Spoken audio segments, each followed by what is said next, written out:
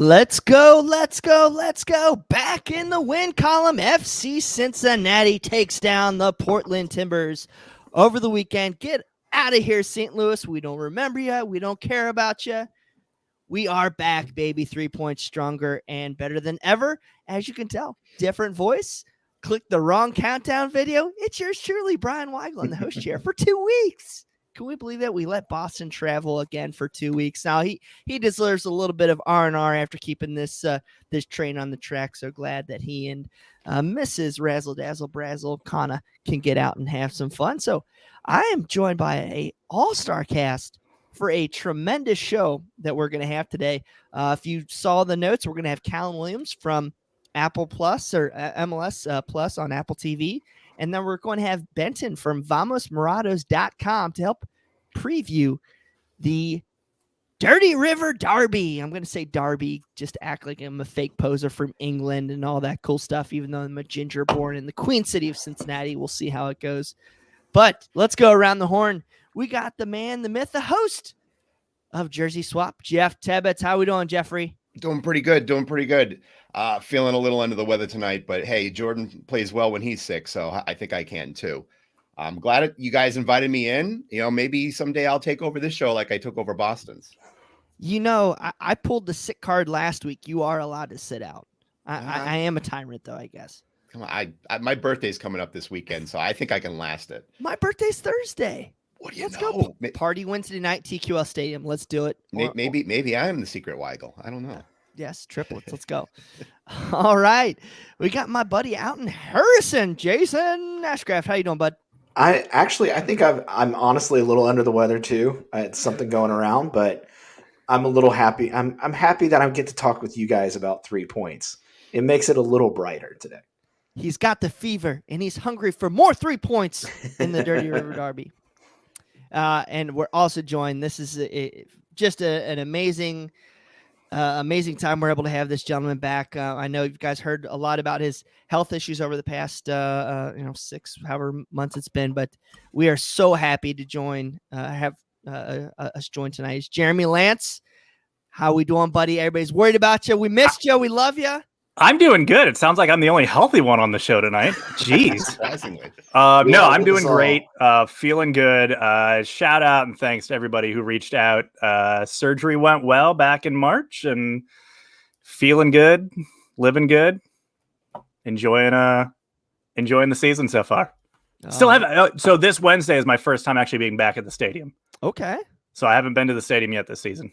Well, I think they're going to have quite a bit of us down at the Teak this weekend, checking out the Dirty River Derby, whatever y'all want to call it. But our friends down in Louisville. So I've been searching to ingest any Louisville City coverage that I can. And all the outlets I went to like from 4 years ago are not around anymore. So we're getting some new vibes. They talked about USL, MLS staying power. I'm definitely learning that. So I'm excited to talk Benton tonight and get deep down into everything. But some housekeeping before we get into this. As you guys all know, Apollo Home has been a great partner of Cincinnati Soccer Talk. Apollo Home is still the premium home service provider in Cincinnati. Saw 2 of their trucks at Chipotle today right by my work. So know they like Chipotle too. They pride themselves on awesome customer service, expert technicians, and 7-day-a-week service. Next time you need help with plumbing, electrical work, or HVAC service, give them a call. Or you can always schedule visits online at apollohome.com. We actually had a couple of our listeners email us this past week saying how great Apollo Home was. I'm hopefully going to have them here shortly to work on some stuff at my house too. So please go check them out. They've been a great partner to Cincinnati Soccer Talk.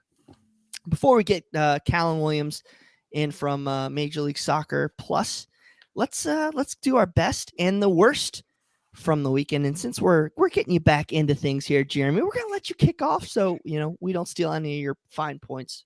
Okay, good. I was hoping to steal someone else's. No, my best was the fact that both of our strikers got on the score sheet. The goals have not exactly been pouring out of this team yet. So it was just good to see both of the attacking options that started the match getting on the score sheet. Sergio Santos is now kind of being thrust into the spotlight now with the Brenner situation up in the air as far as how much longer he's going to be playing for us and how many more matches he's actually going to show up for. So seeing him get his Santos get his fourth on only a little over 300 minutes was great to see. Obviously, if we're going to have to be relying on him, it's good to see that he's actually having a very productive season so far. My worst, we need to rethink this whole parlay kit thing. They don't all need to be the same color. Like, I don't know. Everyone was showing this on like Twitter. Like, thank you. The multicast, and you're like, I don't even know which games I'm watching here. There's 6 games, and it's just the same 2 colors on each game. Like, 2 things on it. 1, let's get some more colors going. 2, isn't it just kind of a cheap symbolic move by Major League Soccer to like, hey, one week out of the season, we're going to have these jerseys that are made by recycled plastic, and we're going to do this whole thing. And then next week, we're going back to our old jerseys. Like, either make all the jerseys out of it. Adidas has done that actually with the NHL jerseys. They do the prime green jerseys that are made out of recycled material or whatever, carbon neutral stuff. But that's like the jersey then. It's not like, hey, I'm going to wear this once. It's not our color at all. And then we're going to forget about it. So I don't know. I think it's a decent idea that needs a bit of a retooling, especially if you're trying to flip around matches and you just start like, what teams are these? Yeah, it was certainly unique. I wasn't digging how the Adidas stripes are a little further down the shoulder than they normally were. That was a little weird. Something interesting, but yeah, it's always a challenge when you flip from game to game and be like, wait, I'm trying to find Nashville. Which one's Nashville? Or okay, Hanny's there saluting. Okay, now I know. Oh, that guy. Yeah, but agree with you there, Jeremy. Jason, best and worst. To kind of build off of what Jeremy said about the strikers. I mean, for me, it's Santos again. He's coming into this year, seeing the lack of production to be honest, from Brenner and Brandon Vazquez, to have him come in and score 4 goals has really just been a revelation. And not to repeat too much of what Jeremy said, but we're going to need him as we move forward with Brenner leaving and possibly who knows what happens with Vazquez and the Gold Cup and all of that. So yeah, he's just been a revelation for me this year. And plus that dance he does after he scores, you got to love that. I mean, it's fun. It is. It's great. Worst, I'm going to change it up, but apparently the referee in this match was allergic to giving out red cards, and you can just straight up, body check people in MLS and not get red cards for it. It was a well called game for the most part, but I think we were talking in the Slack during the match. I think I messaged everybody and said somebody's leaving this match with a red, and I was wrong. There were a few times where I think more yellow cards could have been handed out and eventually red cards. It was a lot more physical of a match for my liking. And my daughter's match this weekend, there was this girl on the other team that just kept throwing the elbow out at people and shoving people. And finally the coach said something to the ref, and the ref said back to her, I'm not calling her on it because she can't help it. And maybe that's what MLS refs are doing. Hey, he can't help it. So I'm just not going to call it on him. Yeah, if Obi's jumping up for a header and the defender sees him and decides to throw himself into Obi's ribs, he can't help it. He just can't help that. Yeah, he's like, he's like a dog chasing cars. He can't help himself. Can't help it. It's just instinct. I love the youth soccer references coming in here because I've been coaching my son for 3 years now, and this week was the first time I ever got into it with a ref. But he wasn't a little kid; it was like a 65-year-old man. I'm like, back down, big guy. So I refereed youth soccer in high school, so I've had to deal with that on the other end too. I have some stories. Yeah. All I ask is that you know the rules. That's all I ask. Real quick, we got some listeners chiming in. Jay Yates, Bar Real getting a well-deserved Team of the Week nod. Honorable mention, Open Cup game and parking pricing. We can buy parking for tomorrow or Wednesday. I got to look at that. Worst, even when the ref seems to call a decent game, I still feel like we get screwed. Yeah, it's pretty close there. Wolfster, Santos goal celebration. Worst, mascara knock cramp at the end of the match.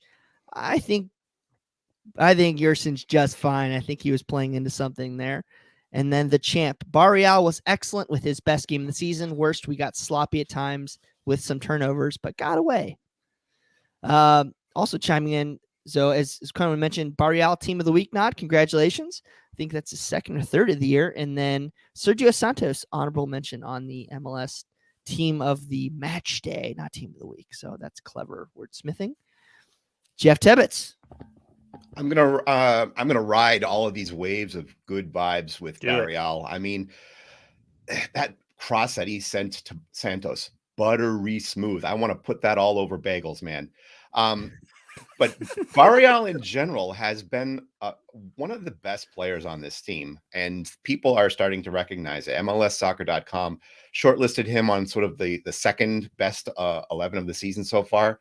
The numbers are showing it. He's got 3 really good assists this season, playing as if we'd forgotten who the last guy was there. And, coach came with all the receipts as well, looking at his ratings. I think he won 4 out of 5, dribbles. He was almost untouchable. The 50% distribution was not good, but not many people on the team were great with distribution aside from Acosta. The worst, I don't know if, we were talking about Jeremy, your ticker and all that. I don't think my ticker can take any of these one point wins anymore. All 5 of our home games, we've won by 1. All 6 of our wins, we've won by 1. The damn hole is holding up. That's great. But if it decides to fall, you're going to start seeing games like the St. Louis game. So we need to be better. We need to extend leads and not let go of leads. Just know that the one match I watched in the hospital was the Chicago match. So, ooh. Glad you're out of there, pal. That was a pretty good you test. Made it out alive. Yeah. That was a stress test indeed. Yeah. Kevin Michael, best. Beautiful goal from Santos. Worst, only won by 1 goal. And CS Lundgren, best. Vazquez back on the score sheet. Amen. Worst, shaky back line almost cost us a few times. My best of the week, I'm going to have to give it back to Lucho Acosta. He had that magnet, I guess, that Lucho magnet where he held on to the ball when going through a couple guys. Yeah, he sometimes gives it off here and there, but I felt pretty good for the most part with Lucho's ability to keep possession and build. And I still feel like we're not getting that offensive. We're still not taking all those chances we need to. There's still relationships being built out there, but good old trusty Lucho. Got to love that. Worst, I know Coach Noonan came out pretty much and said it today that we're not going to be adding anybody as the window closes Monday night, but I still feel like we're 2 pieces away. Another help in the midfield and maybe some attacking help, maybe at center back or more so right back, but maybe you can bring in a center back as well. But what was wasn't there rumblings that there was a mystery player at the match? I don't know that one. I saw that floating around a little bit on Twitter. I didn't know what to make of it, but I think there was obviously that happens. I think it was saying like a Portuguese player, but I think they disbanded that thought, immediately saying he wasn't there. Gotcha. Well, I still think we need some help. I mean, I hope we can keep Yerson Mascara here.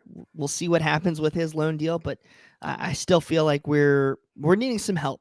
But as we might see Wednesday night, some of these youngsters might be able to prove us wrong with their abilities. I mean, I think the 2 teams doing fairly well, or at least better than what they were doing last year down in MLS Next Pro. So we'll see how that works. But guys, as you know, we have a great partnership with the MLS TV partner, Apple TV and MLS Plus, and we are pleased to be joined with a all-star celebrity. He was the first ever host of FC Cincinnati's match on MLS Plus, Callum Williams. Callum, how are you?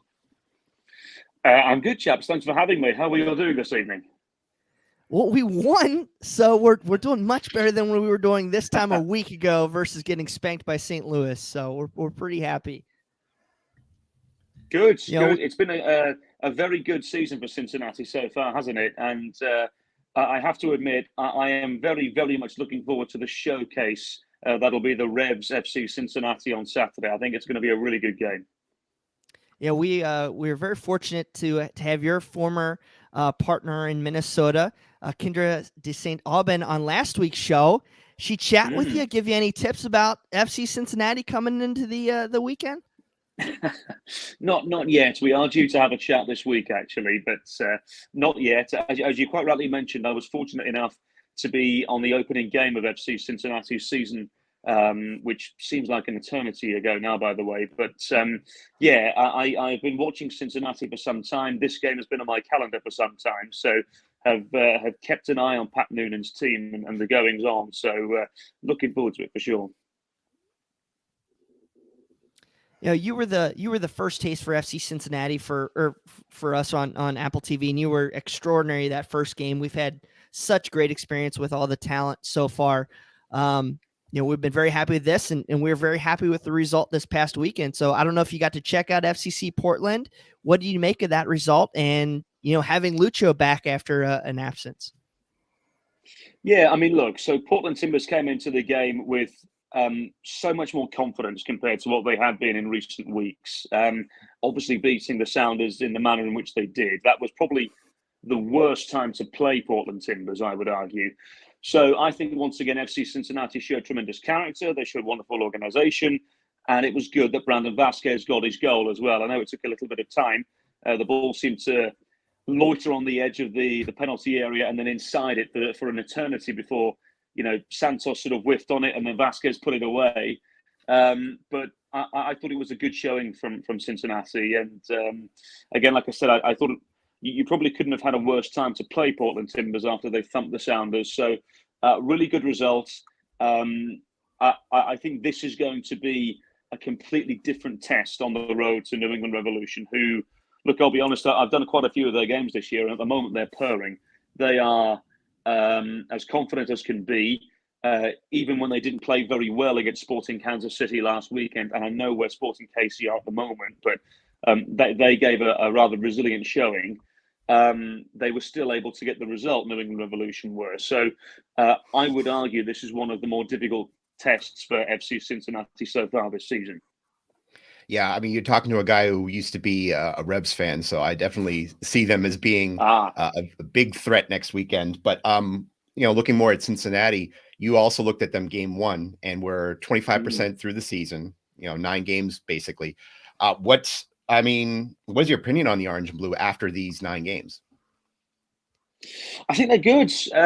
I had them down as being a playoff team.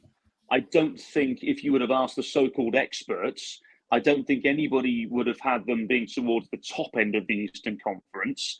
I would have had FC Cincinnati in and around sort of 5th, 6th, 7th, being a playoff team, but as I said, not being towards the upper echelons of the East. So credit has to go to Pat Noonan. He's obviously assembled a roster together that are accomplished. They're well organised. I think there was a little bit of uncertainty, obviously, with the whole Brenner situation. That could have very easily have been distracting to this team. So it's a credit to those that have been around the football club over the course of the last 2 months or so, that they've just cracked on and carried on and had a good season. So I expect a lot more from the Cincinnati team. I think they've been really, really good so far. I think we're just waiting to see the best of Brandon Vazquez. You know, after the season that he had last year, I think everybody expected him to start and blow the league away. Sometimes that's just not how the sport works. And I felt a little bit sorry for him when he got a bit of criticism a couple of weeks ago. But he's top class, in my opinion. And given the service, he'll continue to thrive. But as you chaps mentioned a little earlier on, I think the return of Luciano Acosta is obviously key to FC Cincinnati. But more so, actually, with focusing specifically on Saturday's game against the Revs, I think the wide areas are going to be crucial in this game, because if you think about it, my assumption is, once again, that it'll be the same formation for Cincinnati with the 5-man back line with the 3 in the centre of midfield and the two up top. The two holding players in the centre of midfield, Moreno and Wobodo, one would assume that Carlos Gil won't perhaps get as much of the ball as he would like. The same can be said on the other side of things. My assumption is, again, that New England will go with their preferred 4-2-3-1. Carlos Gil will, again, loiter, but I'm not sure he's going to get the time, as I mentioned earlier on, because against Kansas City, they played a singular pivot. And he went either side of Remy Walter. Every time he got the ball, he went either side of the Frenchman and found a lot more space. I don't think that's going to be the case this weekend because of the double pivot, as I mentioned.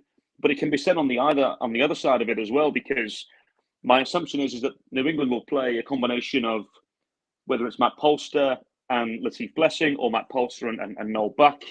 So for me, I think it's going to take something quite special for Luciano Acosta to get onto the ball and create things. So this is why I think the wide areas are going to be so key. And Alvaro Barreal has been sensational so far. I think you would all agree, been one of your best players. So I think the more the ball is at his feet, and I don't know who Pat Noonan is going to play at right wing back. I know Ray Gaddis played the last game against the Timbers there, but I think they're going to be crucial. I think they're going to have a lot more time on the ball than what they've had in the past, simply because of how crowded that centre of midfield is probably going to be. Yeah, the one thing I've noticed with the Revs is just the difference, over the past 3 seasons, how they were supporter shield, then they fell, and now they're back at it. What do you think the magic sauce is? I mean, Carlos Gil's been that guy over that span, but it seems like there's a lot of different pieces now in place under Bruce. Yeah, look, I think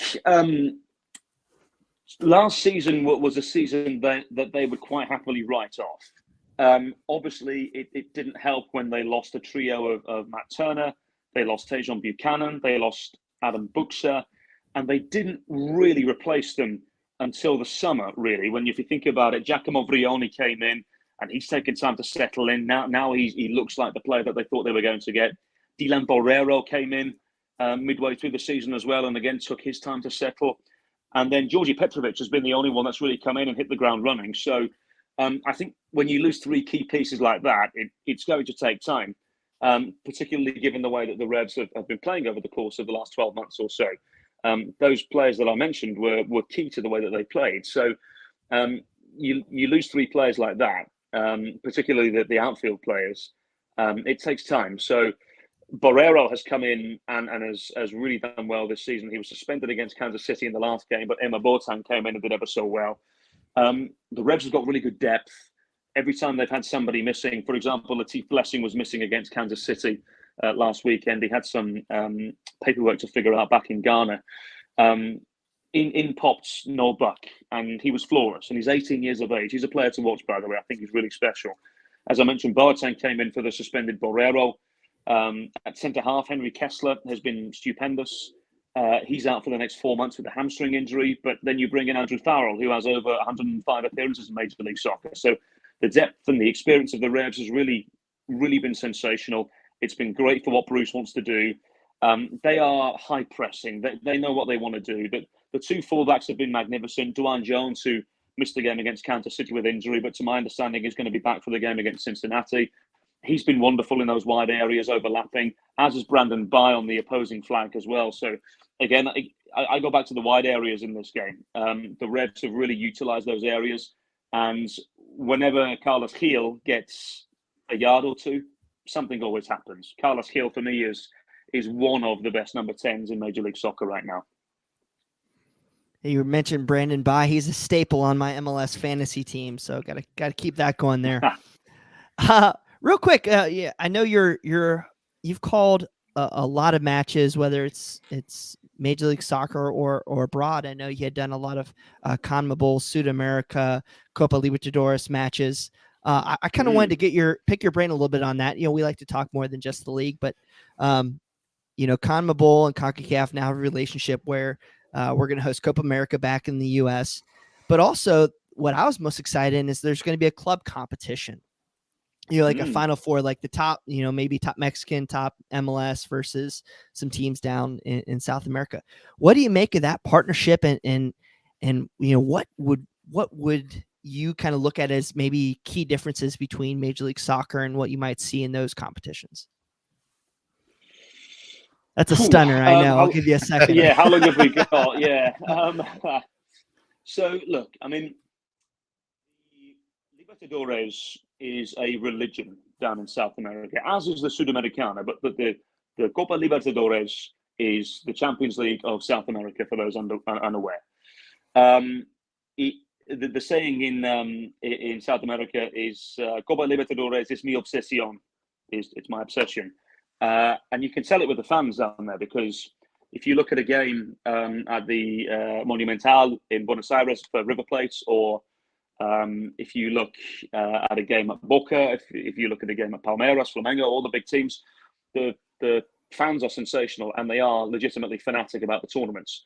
They have an interest, obviously, in the Premier Division, in the Brasileirão, and in the domestic competition, but the Libertadores really means everything down there. So it was a thrill, and it was a pleasure. I caught the last three finals of the Libertadores, and seeing the atmosphere and seeing the way that people are obsessed with the tournament is sensational. But I've always said this, and I've said this for the last couple of years. It's great that CONMEBOL and CONCACAF are now starting to come together, because that's a relationship that they have to utilize. Because I think if there's if this tournament that you mentioned is to have any sort of success, play it in North America, which is the plan to my knowledge, and the eyeballs will be there from South America. Commercial revenue will come from North America, and CONMEBOL will enjoy that. So CONCACAF will enjoy the eyeballs, CONMEBOL will enjoy the revenue, and everybody helps each other, and everybody gets along, and it all works out. I've actually said this for a long time now. I think there has to be a way at some stage. I don't pretend like I have the answer here. There are far more smarter people than I am who I'm sure can figure this out. There has to be a way, in some way, shape, or form, for Major League Soccer teams to get involved in the Copa Libertadores. Because can you imagine, on a Tuesday or Wednesday night, Boca Juniors away to LAFC? Can you imagine Flamengo playing at Seattle Sounders? Can you imagine Palmeiras at FC Cincinnati? I mean, those would be very, very difficult tickets to get a hold of. The stadiums would be sold out. The quality of the football would be sensational. I really think this is a thing that can be done. It would take a lot of organization. Major League Soccer themselves would have to understand that if you're playing a game in Buenos Aires on Tuesday or Wednesday, you most certainly can't play an MLS game until Sunday at the very least. So there would have to be some organization for sure, but I believe this can happen at some stage. I really hope we see something. I don't expect that to straight away be an option, but this tournament, as you mentioned, this domestic tournament, domestic in terms of the Americas, that's happening, I think could be a good indication of what could possibly be over the course of the next couple of years. And as you mentioned as well, the Copa America being in the United States as well, never a bad thing. I just hope it's at some stage, I hope it's a reality, because I do think Major League Soccer teams would be a massive, massive benefit to the Copa Libertadores, as with the tournament to Major League Soccer. Switching things back to Cincinnati, the real Queen City. You and Kalen Carr were here earlier this year. Just what is there things you're looking forward to about this trip? What did you make of the city? What can you tell us about your thoughts on hanging out here? Cincinnati was awesome. It was a great city. It was my first time there. By the way, TQL Stadium is sumptuous. It's sensational. It is arguably one of the best football stadiums I've ever been in. And I had heard great things. I had heard it was really, really good. When I walked into the broadcast booth, I was taken back. My jaw hit the ground. The view from the broadcast booth is as good as I've ever had. And the stadium itself was rocking. The atmosphere was as good as I've ever seen in North America, and is comparable to many an atmosphere I've seen across Europe as well. So you chaps have got plenty to be proud of, given what you have created from a culture standpoint in Cincinnati. I hung out in an area on Friday night with Kalen and was able to grab a bite to eat and a beer or two just south of downtown. Forgive me, I can't remember what the area was called, but we had a great time, bumped into some FC Cincinnati fans who were obviously very excited about the start of the season at that point as well. it was a great city, and I'm looking forward to getting back there whenever I can, for sure. Well, I hope if it's any past history that we get 3 points in all the games you call. So we want to have you around as much as we possibly can. So, guys, make sure to check out Callum on at CalWilliams.com. I'll put that in the show notes. You can find him on social media. He's a great follow and interacts with fans and other different personalities around the league on his social media. So thank you so much for taking your time on this Monday evening to speak to us and, of course, the fans of Cincinnati. And we look forward to hearing you this weekend. Thank you very much. Appreciate it. Have a good show, chaps. All right. Thank you, Callum. Have a good one. Thank you. Thank you, Callum. That was Callum Williams with MLS TV or MLS Plus on Apple TV. Man, I'll tell you what, that guy knows his stuff. Wow. He knows his thesaurus entry, sumptuous. I love that. That needs to be like, like they have like the movie poster with like the review at the bottom. That needs to be TQL Stadium. Sumptuous. 5 stars. Sumptuous. It's only getting better, folks. So, and I'm sure the Bailey's going to be raucous this Wednesday night versus Louisville City. Guys, please keep tuned into Cincinnati Soccer Talk. We're going to have Benton from Vamos Morados joining us here in a little bit, but we do want to finish a couple topics about this past weekend's game. Guys, we mentioned it a bunch earlier. We've seen topics on social media. Sergio, Santos, or Brenner up top. You have Brenner leaving in June, July. We don't know what's going to happen. Are we feeling better? Are we saying start Santos now? Let Brenner come off the bench. What's your guys' thoughts? We'll go around the horn with Jason. Assuming Brenner's coming back to play, and that's the big if. I would start Santos. Right now, Brenner, last thing he wants to do is get hurt before he goes off to Udinese, and Santos is the hot hand right now. It does create a little bit of an issue, though, because I don't think – I noticed that this past week Vazquez was backtracking more than he does typically, and that seemed to be more of a Brenner thing in previous weeks. So that might be kind of an issue. But other than that, the dude is scoring. He's playing well. You got to start him. And as much as I like Brenner and wish him the best, he gone. So, yeah.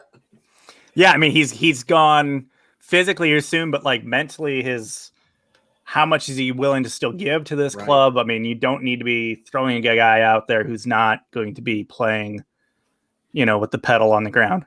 I tweeted this out after the match on Saturday. Sergio Santos, 302 minutes, 4 goals. Brenner, 511 minutes, 1 goal. Right there, that tells you, at the moment, the hot hand is Santos. So as much as Brenner is the big name, had the big season last year, if he's moving on, we have the stopgap, and he's actually leading our team in goals. So why not? I actually think, though, having Brenner as an emergency off the bench is going to help you out immensely, especially these games that you need to have a little bit of strength out coming off your bench. We know that Santos has been playing well, but he tends to have a little bit of, the injury bug every now and then. So I don't see him being able to go a full 90 minutes. Granted, you can bring in Baji, but Baji really hasn't given us any games where he can pop in a goal for 30 minutes. So having somebody like Brenner come off the bench, and he can score in bunches.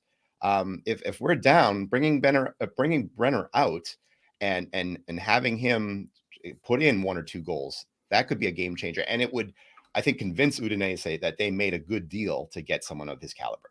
So he'll be the break glass in case of emergency guy. He'll be the Locadia.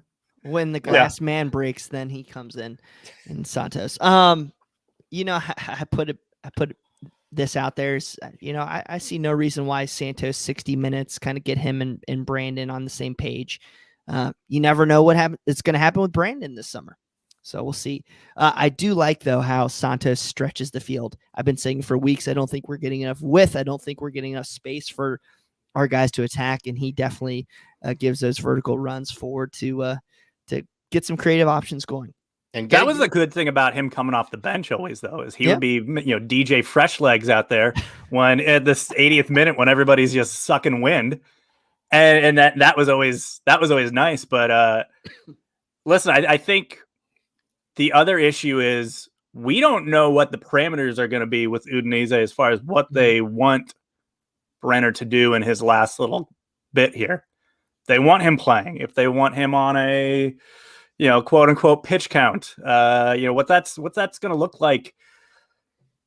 I don't know how that agreement goes. I mean, if that's something both of them have to kind of agree on as they put the final pieces together here. Yeah, I was going to save a little Brenner talk till later in the show, but I think it's appropriate to probably address it now. It was a week after the deal was quote unquote agreed to before Brenner went over on Friday to Udinese, Friday, Saturday. Jason, how did you say it? Udinese? I mispronounce it. I'm Ohio Midwestern, so I say 18. I think it's Udinese, right? All right, Udinese. I thought you were smarter than me, Jason. You are. I am, but I can't pronounce smart. Italian. Yeah. Well, Lucio's trying to get on that cash too with his new slick Rick haircut and everything. They're saying he there's been all these rumors about how they're mad at FC Cincinnati for taking so long to agree and all this stuff. People say it with certainty that actually have no firm proof. They just hear it from a random podcast or random DM or whatever and run with it. I just kind of wanted to say something that it's fairly typical that MLS weighs in on these transactions, whether you're buying or selling players, that they sign off as well, that it's okay. Single entity. Yes, exactly. So I think there's some things maybe lost in translation or maybe just not necessarily always chimed in appropriately. You talking about the league that waited till 2 days before the season started just to tell us what the playoff format was going to be? Kind of was slow on something. That's weird. And this isn't a standard selling. I mean, how many times does somebody get sold like 2 months in advance and they know they're going to be sold? Like there's moments where, a guy might get sold over to wherever in Europe and he goes over for a day or two and then comes back and plays for 5 months and they transfer him out in the winter window. I mean, this is not typical.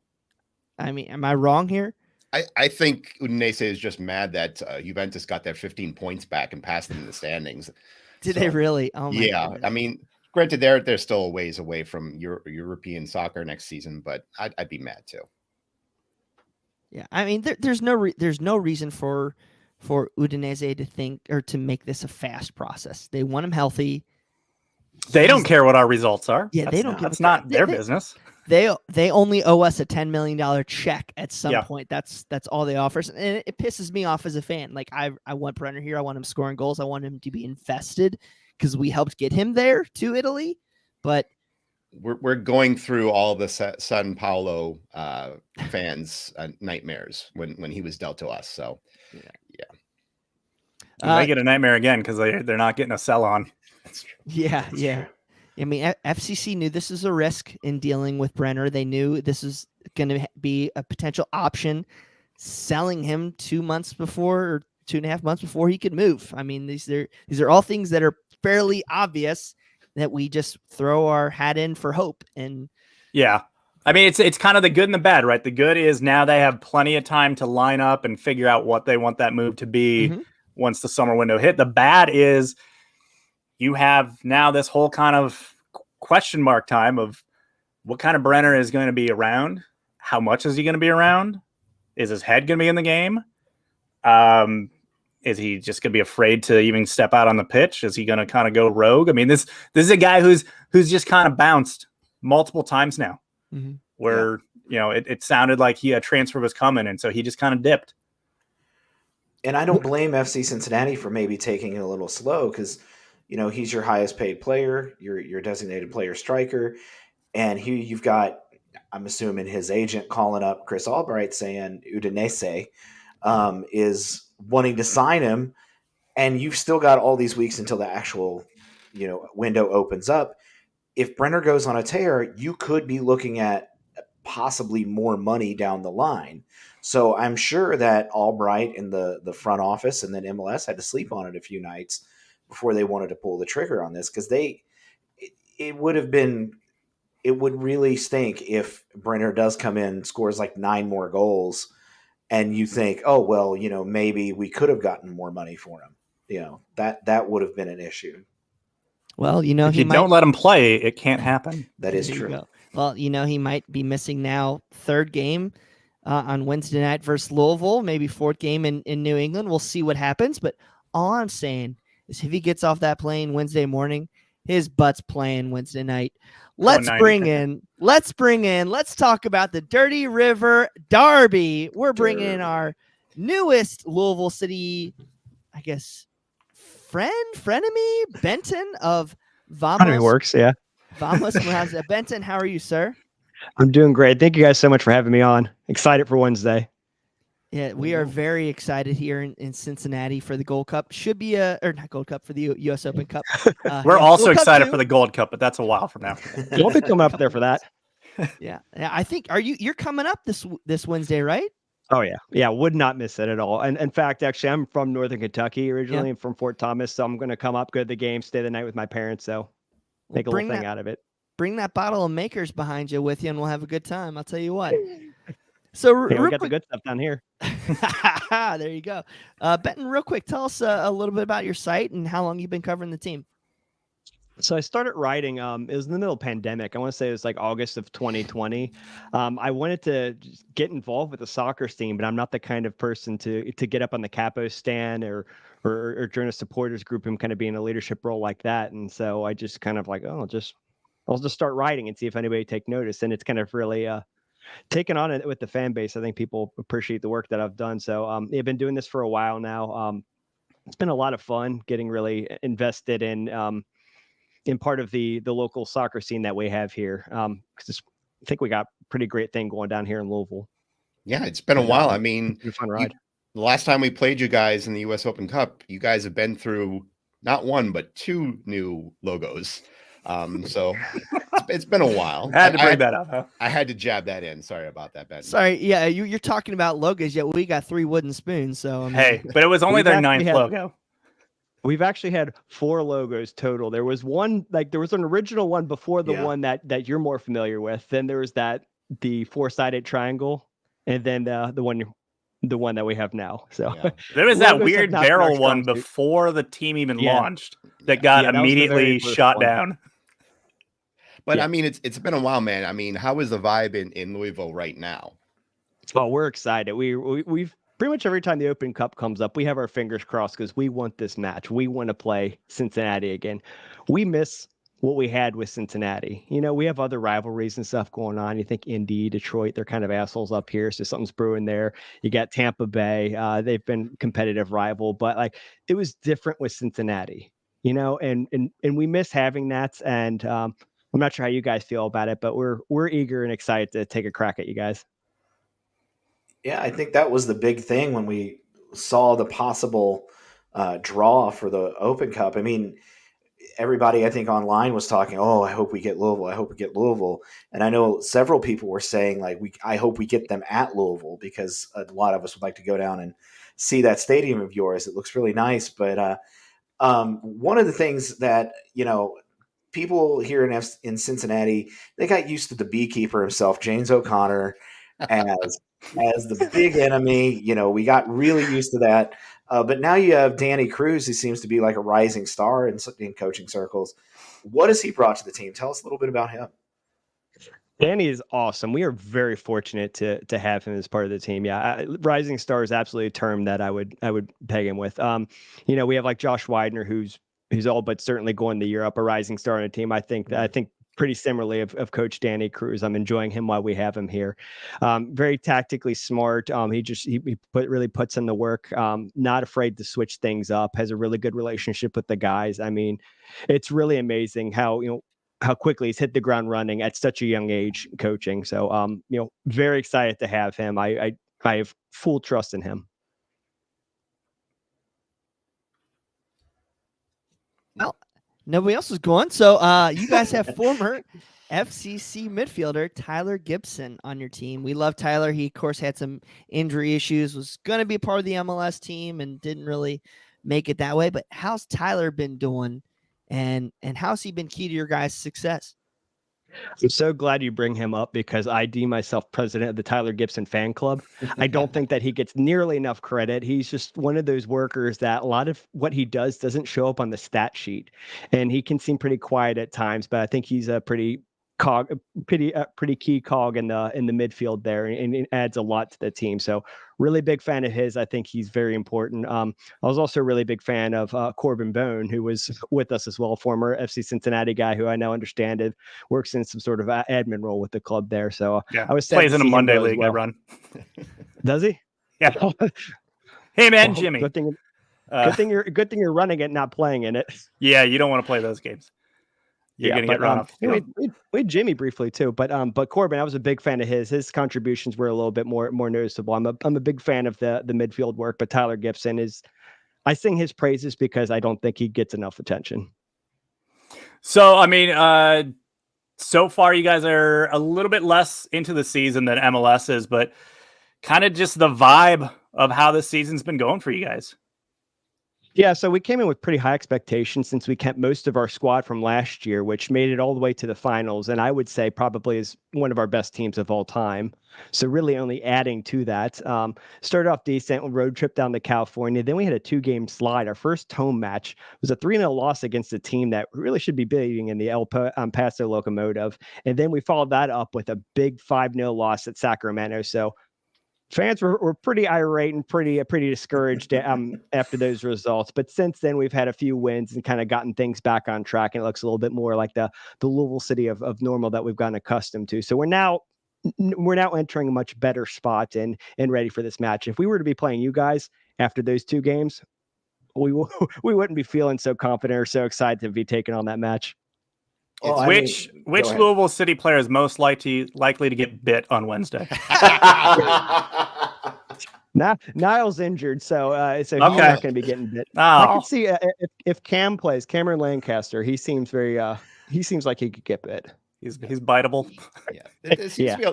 There's a lot of, I mean, you'll take a look at this roster. There's a lot of names that we've seen even in USL.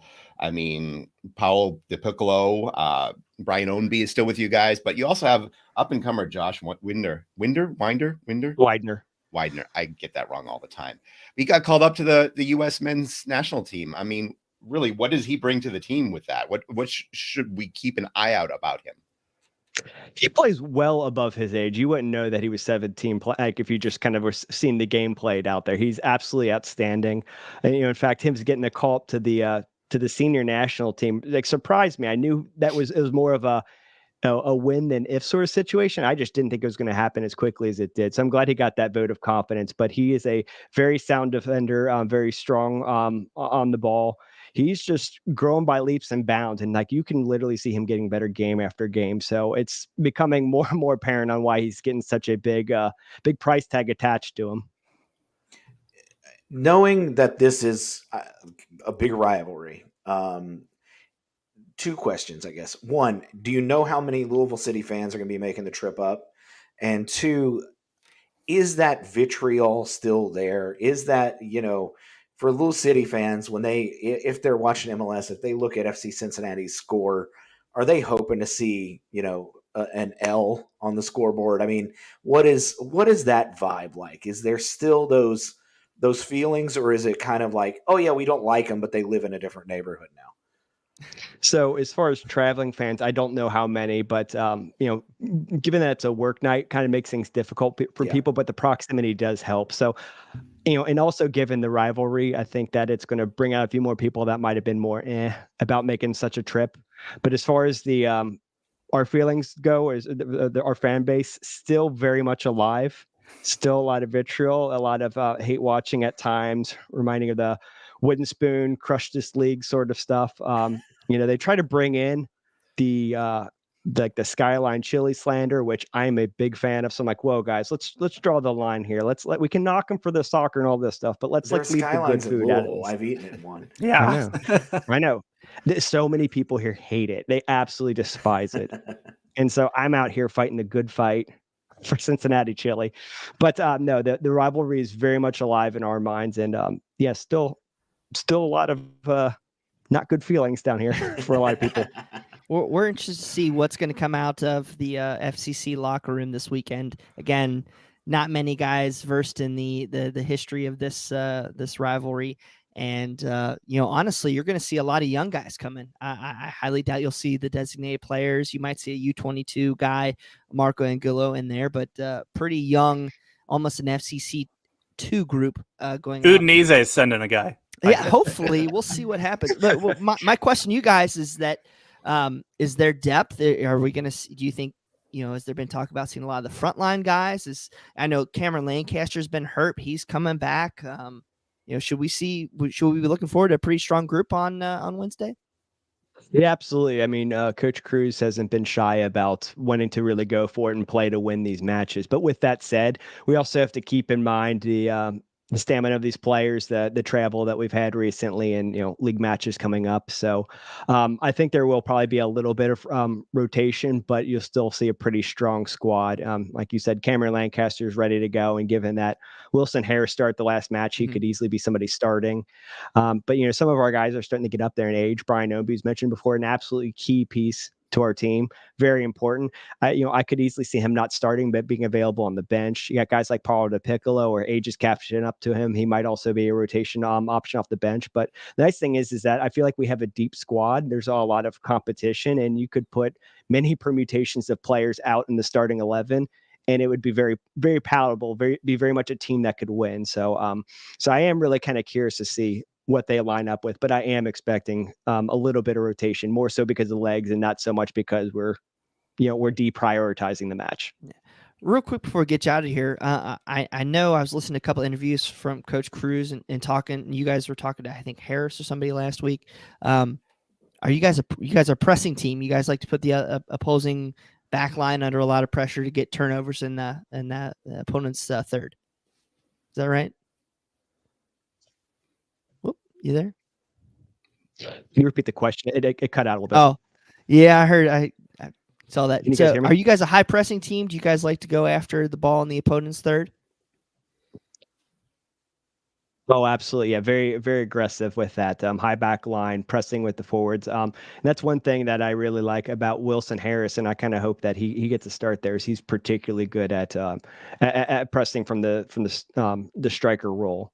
I mean, I can think back a couple of times where he's just straight up stolen a ball off one of the defenders and taken a shot on goal and scored several of them. So he's particularly a threat on that front. But that's kind of our tactical DNA, if you will. Now, with that said, Coach Cruz has been known to mix it up before. If you go back 2 matches to our match against San Antonio, they were defending champions. We pretty much had to change our play style to match and face them, and it worked out well for us. So, I mean, I'm not as well versed in the style that Cincinnati's been doing. I know you guys have been doing good, but I haven't watched as many matches. So it's entirely possible that there will be some adjustments made to counteract that.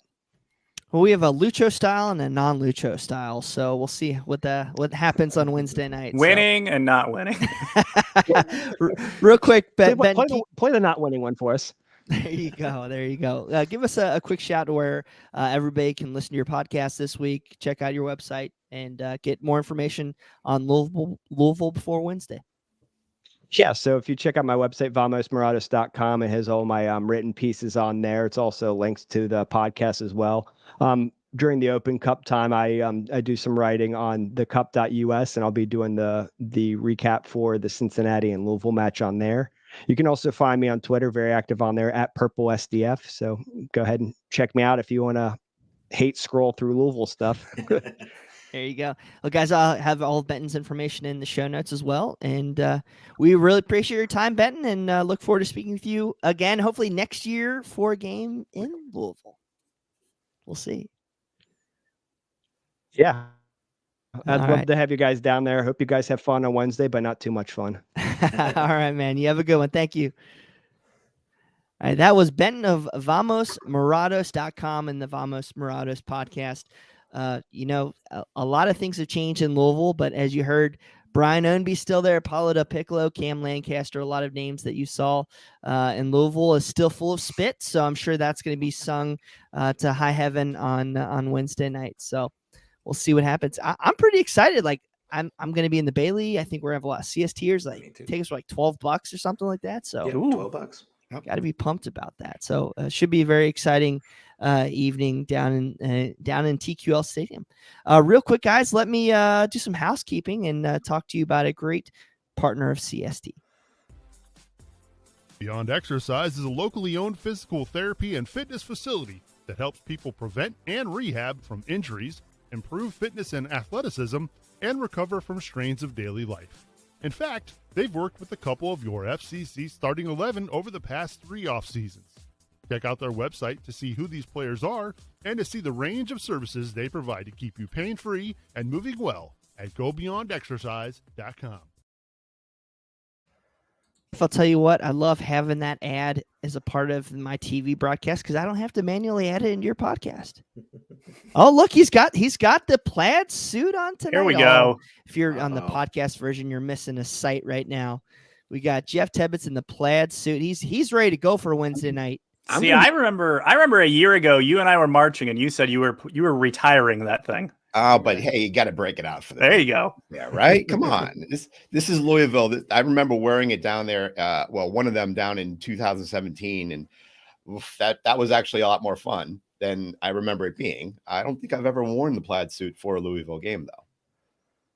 Oh, I think we got to dig this out. Just some history of the rivalry. What do you call it? The streamer gate. Streamers, yeah. Who's bringing streamers? Picture of Brad with a cop getting kicked out with Nick Suberling's parents and was it Louisville Slugger Field when they played on a baseball field? So if all you guys if anybody's new, doesn't have any information on this rivalry, at the Post, at CST, at all these different outlets, and we will give you hours and hours of content on fun and interesting moments. Real quick, let's do this. What was your guys' favorite moment about this rivalry? I'm going to start when it was the Jibby Fall year, and it was the game after the bite happened, or no bite happened, and everybody in the Bailey wore vampire teeth to that game. That was fun. Yeah, I think mine probably is actually the last USL game we played against them. It was the Hurricane game down in Slugger Field.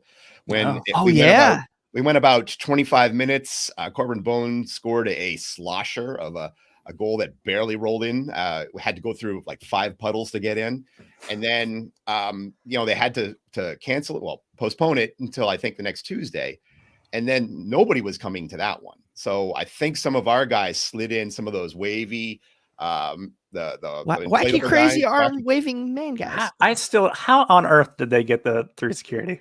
Was there just not security? Security wasn't working on a Tuesday? It's a Tuesday afternoon. I don't think security really. Streamers are a no-no, but wacky inflatable arm flailing too, man. Something that needs to be plugged into a wall or a generator. It's fine. That costs money. That's utilities. I'm kind of surprised they let us use that. Oh man. I would say my favorite is probably the second home match ever for FC Cincinnati. Oh. And that was actually the first game I ever went to for FCC. I took my son. It was his first soccer game. He didn't like it. He's not been back, but I enjoyed it. It was just cool. That actually popped up on like my Facebook memory thing just the other day. Did we lose that game? That was the Chandler Hoffman hat trick and red card game, I think. I believe we did. It was like 4-2, 3-2. So yeah. Didn't go well.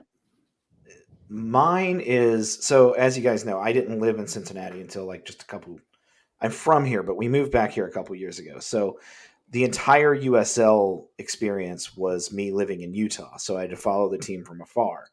And I only got to see the USL version of FC Cincinnati once. It was the Louisville game right after the MLS announcement happened at Nippert. And it was really cool because we went over to Mex. I got to meet the guys from the Old Man Ultras. And that was the Squirrel game when the squirrel ran out on the pitch. So while the result wasn't the best, that was the only USL game I got to see of FC Cincinnati in person. So wait, you're telling me that the Squirrel game was a Louisville game? Yeah. Oh my God. How did something always happens at the Louisville games, apparently? Yeah. Someone's getting bit. There's a squirrel, streamers, melting wacky, boots. Yeah, wacky inflatable arm guy. Oh my God. I can't wait to see what happens on Wednesday. I heard that someone's gonna maybe try to bring a mascot into the stadium on Wednesday. But it is my deepest wish that people bring streamers and a wacky arm flailing tube man. That would just be hilarious. Well, guys, I think there are tickets still available. I don't know if the Bailey's sold out, but I know they had to open some upper level seats. It's going to be a decent crowd for a Wednesday night Open Cup match. Yes, it is going to be broadcast on Bleacher Report or YouTube or whatever. But if you can, please get down, celebrate the Twins' birthday and Jeff Tebbett's birthday Wednesday night. Buy drinks, have fun. We'll have a good time. So can't wait to check it out. And, if you have any old chants that involve Matt Fondy or anything like that, please feel free to sing them and show up in a beekeeper. Hat. Dressed like the guy of Island of Dr. Moreau. Oh my goodness. I'll never forget that beekeeper picture on the Jumbotron in Louisville being so pissed about it. Oh man. So guys, that was a fun trip down memory lane. And if you want more trips down memory lane, please go to tweet us at Cincy Soccer Talk, email us at feedback@CincinnatiSoccerTalk.com. Send us your information or any of your favorite moments, and we'll try to share them out. Also, we're kind of running a little bit close on time here, but just want to thank all of our many supporters that support us on Patreon and help keep the show afloat. We have some new content coming your way, some new watch-alongs, some post-match recap. So please make sure to check out the Cincinnati Soccer Talk YouTube page. We got Wolster chiming in on those broadcasts. So we're going to have more content coming from you. We got new guys joining the crew, so please make sure to check us out. Also, Robert Ziegler is covering all the FCC2 matches, or as many FCC2 matches as he possibly can. He's driving out from Indianapolis to go check those games out. This past Sunday night. So give him your thanks. Please add him on Twitter and give him some love. He's doing some great content, as well as Jeff on Jersey Swap and Coach with Talking Tactics, and then his show with Nate Gilman later in the week. So guys, go check all that out on CincinnatiSoccerTalk.com or our many other platforms. All right, guys, that's I guess one more topic before we get into our final thoughts. FCC is officially hosting the Gold Cup quarterfinal Sunday, July 9th. Looks like we're going to host USA and Canada, whether that's versus each other or two different games. Pretty good ticket prices. We pretty happy, boys, with our first Gold Cup experience? For a doubleheader, too. Yeah. So you're getting two games. I was looking at kind of where we normally sit, or just kind of up, around that area. It's like $65 for two games. That's a pretty good deal. Yeah. It's on a Sunday late afternoon, so you probably get a 5 p.m. and then a 7:30 p.m. game. Mm-hmm. Not too late, and it's in the middle of summer, so the kids don't have to be home for school the next day. The only thing you're going to have to deal with is probably twice as much sunlight. Yes. I'm fragile. I think it's cool. I think, obviously TQL Stadium's kind of got a reputation now as a place where the national teams want to play. And hopefully this maybe leads into us being a host site for the Women's World Cup, as that's coming down the pipe. So Maybe. I know there was some talk about that. We had an interview with the organizational committee chairman, and that was a topic of discussion. It was the Women's World Cup coming, not officially, but hopefully the year after the 2026 Men's World Cup. So that'd be pretty exciting if we could host some events in TQL or in Paycor Stadium. It's always Paul Brown to me, damn it. It is, right?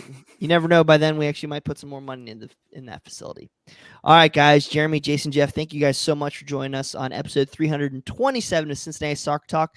It's time for our final thoughts. I'm going to start with you, Jason. Give us your thoughts going into the fun week, big rivalry game, and then battle for first place. Exactly. I'm excited to see. I think all of us are going on Wednesday and trying to meet up at the pitch beforehand. So I'm excited to see everybody in person. Keep in mind that since joining MLS, I think every one of the opening round games for FC Cincinnati in the Open Cup, with maybe the exception of one, has gone to extra time. So don't be surprised if you're in for a long night on Wednesday. But looking forward to it and hope we get 6 points on the week. Jeff Tebbets, what do you got on jersey swap this week for us? Well, I'm going to try to get Sam Minton from not the bent musket, but the busted musket, the blazing musket. All these Is that the new rebrand? All these SB Nation, former SB Nation sites have rebranded themselves, whether they like it or not. I should have him on for the next one, and this will be once again, near and dear to me because this is the team I used to support. So we should have a good discussion there. But just real quick, we're getting into all of the European leagues finishing up for the season, and it was great to see Wrexham qualify for the next stage. We big Jason was diehard juiced followers, about it. real happy about it. But I also want to stress there's a lot of these leagues going on. Put full support into all the other English leagues, French leagues, Italian leagues. They all, those lower leagues deserve love too. So follow those and see what storylines you can come up with as well. So my favorite non-league side, Torquay United, who Wrexham plays this weekend's most likely going down. Oh, that's right. Oh, Easily the worst logo in professional football. The Gulls, baby. The Gulls. Let's go. The Gulls. Oh, well. Jeremy? Looks like the logo for a paper company. Yeah. Oh, I'm sure they could use some of that Dunder Mifflin money to help them There you out. go. My final thoughts. First of all, this dog sitting next to me is alive. I know she hasn't moved in quite a while here. She is alive. That's Winnie. All right, she's just sleeping. But no, I just wanted to again take a moment just to thank everybody that reached out, everybody that the Weigel twins for sending some DoorDash money that my wife used while she was hanging in the hospital with me, as she was tired with hospital food pretty quickly. Just everyone just reached out, took care of us. Glad to be back. Glad to be finally going to a match this season. Can't wait for Wednesday. Yeah, my final thoughts are I know Lucho and all those guys probably won't be starting Wednesday night, but I'm jacked to see our young guys, and I can't wait to cheer them on and hopefully see them come up with some key moments in this rivalry's history. And it's just exciting. I know that in the scheme of things, this, again, rivalry is probably diminishing over time, but it's still exciting to kind of have these moments. So hopefully going to be playing them, every year, every other year. But I'm excited and looking forward to it. So guys, thank you very much for tuning into Cincinnati Soccer Talk. We appreciate you so much for all the endless support and bantering online. Let's keep classy. Let's support Brenner if he does come back for his final months, and watch your tackles, y'all. Have a great evening.